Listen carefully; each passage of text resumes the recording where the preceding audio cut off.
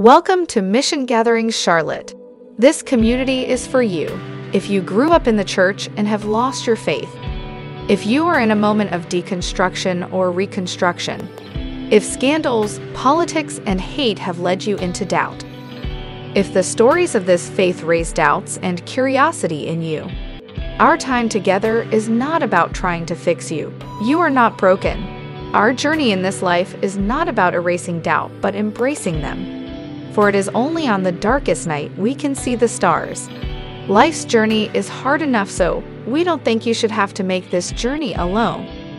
So if you are Asian, Latinx, Black or White, Indigenous, if you are male or female, trans or non-binary, if you are 3 days old, 30 years old, or 103 years old, if you've never stepped foot in a church, or if you are Buddhist, Roman Catholic, agnostic, or are a lifelong evangelical, if you are single, married, divorced, separated, or partnered, if you are straight, gay, lesbian, asexual, or bisexual, if you are a Republican, Democrat, independent, socialist, or not registered to vote, if you have or had addictions, phobias, abortions, or a criminal record, if you own your home, rent, live with your parents, or are homeless, if you are fully abled, disabled, or a person of differing abilities, you are welcome to join us on this journey, to share our sacred meal at the table of grace. Happy Sunday, and welcome one and all. Everyone, Pastor Andrew here, and thank you for joining us today. If you're a part of this community, I want to say thank you for just participating online or coming to see us in person, or however you make yourself feel a part of Mission Gathering Charlotte. You see, today's message we talk about rebuilding, right? About building something for the future, for generations yet to come, of focusing on God's promises yet to be fulfilled. A part of that building is giving to this community, allowing our gifts to be the seeds that we plant for the liberation of the future. Now, none of us know what this next phase of Christianity will fully look like, or what the next stage of who we will become as humans will be generations from now. What I do know, what we all know, is that we're called to be a part of that. So your gifts that you give, sure, they're to help pay bills, they're to help give mutual aid to folks in need, and they're to help keep all of these things going. But they're more than that. They're an investment in a future where we learn to be more human towards each other, where we learn to honor the gifts that we've been given in this planet, in this earth, and where we move away from the hyper-capitalistic billionaire mindset of using everything and anything to create profit, and into a community where we use God's good gifts to promote the welfare of all of our creature kin. So for your gifts, I offer this praise and thanksgiving. Gracious, loving God, we thank you for these gifts given in so many different ways. The gift of presence, the gift of financial aid, the gift of mutual aid, that we as a community can care for the needs of each other and can move into what you are calling us into a new humanity, one which will realize its full potential as being made in your image. We thank you for these gifts, and we dedicate them to you. In the name of Jesus the Christ, amen. The prophet Jeremiah sent a letter from Jerusalem to the few surviving elders among the exiles, to the priests and the prophets, and to all the people Nebuchadnezzar had taken to Babylon from Jerusalem. The Lord of heavenly forces, the God of Israel, proclaims to all the exiles, I have carried off from Jerusalem to Babylon. Build houses and settle down. Cultivate gardens and eat what they produce. Get married and have children. Then help your sons find wives and your daughters find husbands, in order that they too may have children. Increase in number so that you don't dwindle away. Promote the welfare of the city where I have sent you into exile. Pray to the Lord for it, because your future depends on its welfare. Jeremiah 29, verse 1, verses 4 through 7. Common English Bible translation. The word of God for the people of God. Thanks be to God. So last week we looked at the words of the prophet Habakkuk. And Habakkuk's a lesser known prophet. But I wager to guess that most of you have heard of the prophet Jeremiah. Now, as Habakkuk wrestled for a better answer from God, Jeremiah had spent that whole time, because they were contemporaries, right? He had spent that whole time trying to get the people in power to do what they were supposed to do to prevent the coming destruction. He argued in the streets. He argued from the jail cell that they threw him in. Jeremiah did everything that Jeremiah could to stop the invasion from happening. But the heads of his nation, they didn't listen. They were too caught up in their own seeking out of prosperity, their own egos, their own quest for power, and their own assurance that they and they alone were right. We know in our own nation that power and money united, and then adding in the unholy third part of that trinity with religion, can create some very terrible, terrible things. It can lead to the rise of fascism. It can lead to the oppression of the poor and the marginalized, and it can lead to abject violence against one's own citizenry. Jeremiah was trying to call that out, trying to call them back and say, listen to the words of God. Return to justice. Return to treating each other like you are siblings. So our passage today is one that comes in the aftermath of that. You see, King Nebuchadnezzar of the Chaldeans of the city of Babylon rides into Jerusalem and lays waste. And then he does what he and his kind always did. They took away the best and the brightest, the nobles and the skilled tradespersons, and they brought them back to Babylon. And as the fires of what were once cities and towns, filled with laughter and love, now just ash heaps, as those fires died down, they've all gone out. And the land of Judah is a ruin. The people weep in Babylon in exile and ask how they can sing their songs, how they can praise their God, how can they worship in such a strange land. Jeremiah tells them not to wait for the coming day of rescue, but to settle in, to build homes, to get married, to have children, to have grandchildren, to plant gardens that they will eat from, and to seek the prosperity of those who are now their captors. Those can seem like hard words, especially to those who have remained alive after the destruction, who carried that burden of seeing what happened. They had been through so much trauma that it's hard for a lot of us to comprehend, because we've never seen anything like that.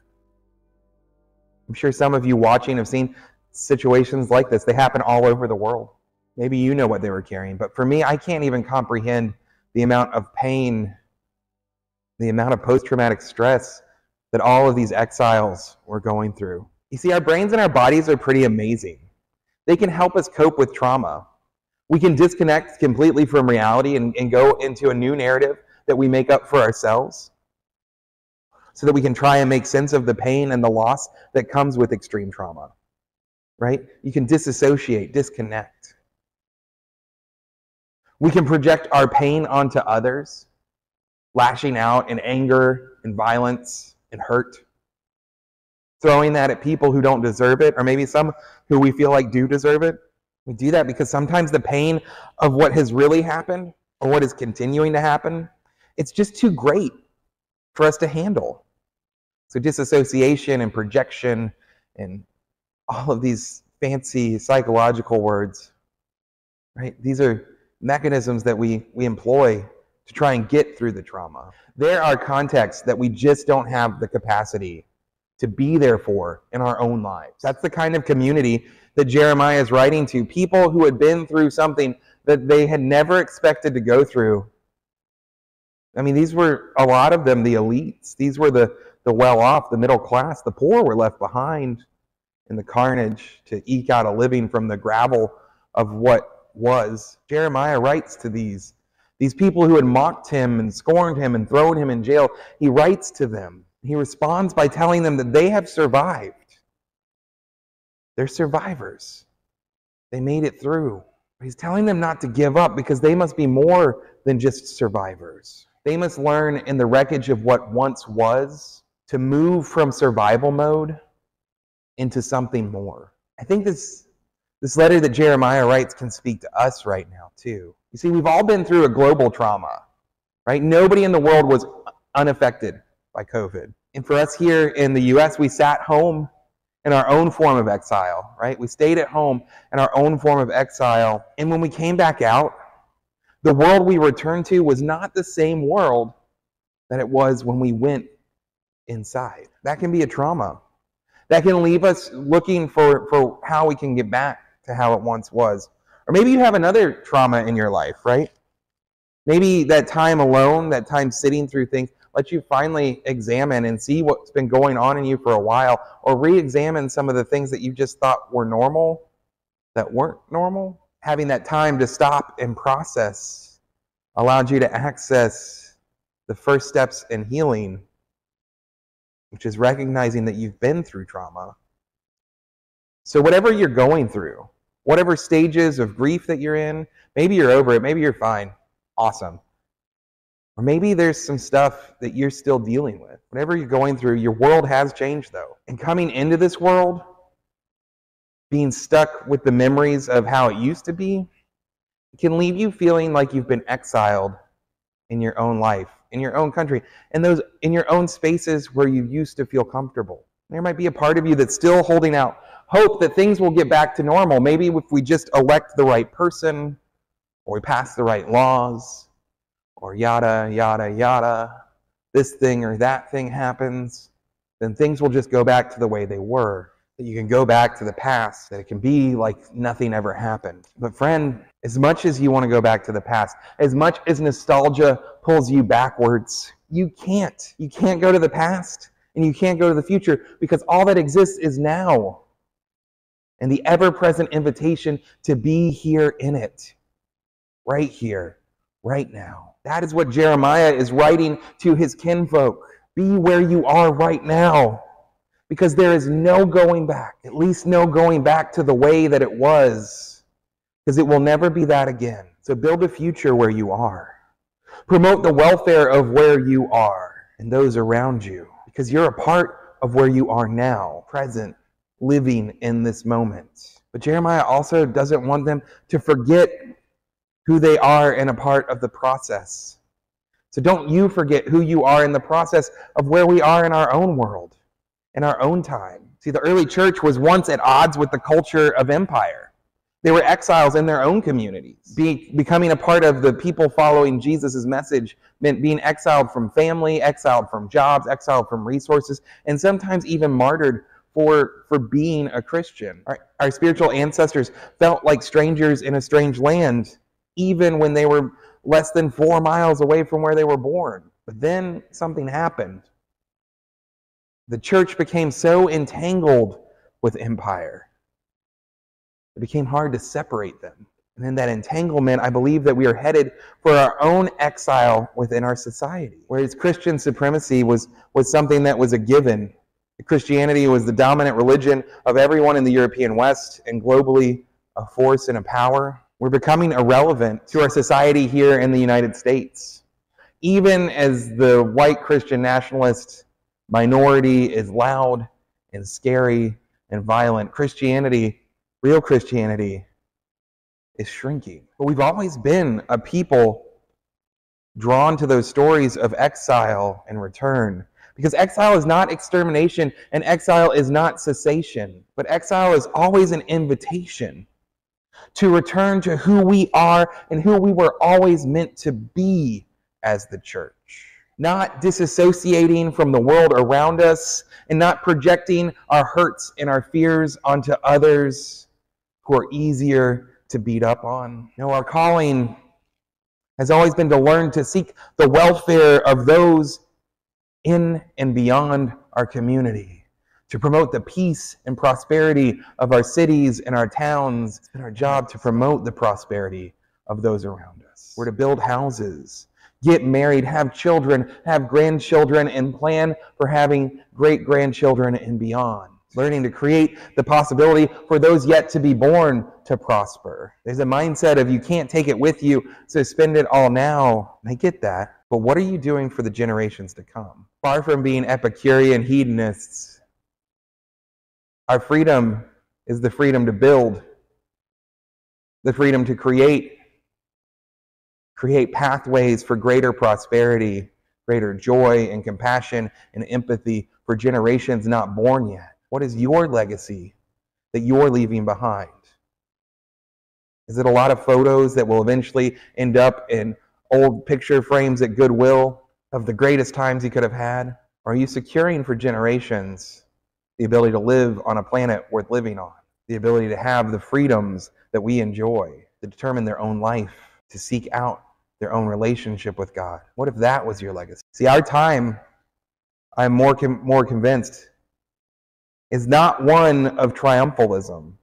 I hope that I am wrong, but I do not see this as a time of triumphalism, but as a time of building something that will survive whatever disasters those in power are pushing us further and further and further towards. We're being called to build something that can withstand those disasters. We are being called to build something that can survive those disasters. We're being called to build something that can rebuild once the storm has passed. I don't say this lightly. Like, I used to dream of leading reform movements, or at least being a part of one, that would set things right and create a better world for everyone before it all went off course. But life and how things have turned out have humbled me. It made me see things differently. My dreams now are about learning to build and create communities that can survive and process our trauma together, and then learn to thrive with each other and to bring others into our thriving after those storms have passed. I don't know what the future will look like, and anyone who tells you they know, they're silly. Like, don't even pay attention to those people. I don't know what the future will look like. I see several paths that collectively we as a species can take. Some of them are good, some of them are kind of in the middle, and some of them, more of them, are really, really bad. But what I do have hope in is I know that we can work together on creating something that no matter what path we take will survive, and one day can again thrive in the sun, in the good green earth, outside of the constraints of empire, untainted by nationalism and supremacy and dominance cultures, released into a new land, free from exile. But our part in that story may not be to be the ones who triumphantly walk into a new promised land. No, our part might be the faithful people who build the systems, who create the pathways, who practice the practices, who learn to hold space for each other and to care for one another, so that in the future something can be built, something that can multiply and seek the welfare of our world. Because the welfare of this planet is our welfare. If the elites think that they can go to Mars and create a new Earth, then we have the power and the resources to make this one good again. I guess Mission Gathering and friends, what I'm saying is that we're all exiles. Exiles who have to find ways to create new ways of living. Exiles who have to find new paths of kinship and connection, so that the truth that we find there in community will not only survive what is to come, but will one day thrive again. Mission Gathering and friends, may it be so. Amen.